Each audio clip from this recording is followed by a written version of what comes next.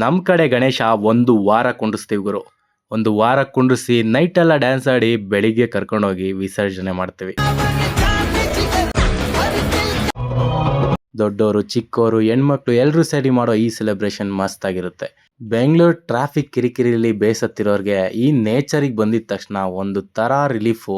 ಅದ್ರ ಜೊತೆಗೆ ನಾವೇ ಹಾರ್ವೆಸ್ಟ್ ಮಾಡಿರೋ ತರಕಾರಿಗಳಲ್ಲೆಲ್ಲ ತಗೊಂಡೋಗಿ ಅಡುಗೆ ಮಾಡೋದ್ರಲ್ಲಿ ಬೇರೆನೇ ನೆಮ್ಮದಿ ಇದೆ ಗುರು. ಇಲ್ಲಿಗೆ ಬಂದ್ರಂತೂ ವಾಪಸ್ ಬೆಂಗಳೂರಿಗೆ ಹೋಗಕ್ಕೆ ಮನಸ್ಸೇ ಆಗಲ್ಲ, ಆದರೂ ಹೋಗಲೇಬೇಕು.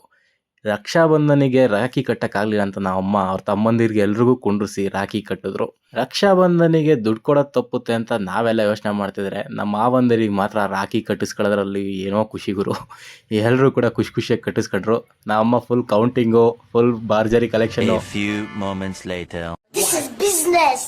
ಏನೇ ಹೇಳಿ ನೀನು ಹಿಂಗೆ ಅನ್ನೋ ಈಗಿನ ಸಮಾಜದಲ್ಲಿ 1 ನಿಮಿಷ ಫ್ಯಾಮಿಲಿ ಎಲ್ಲ ಕೂತು ಒಳ್ಳೆ ಕ್ವಾಲಿಟಿ ಟೈಮ್ ಸ್ಪೆಂಡ್ ಮಾಡೋದೇ ಕಷ್ಟ ಗುರು.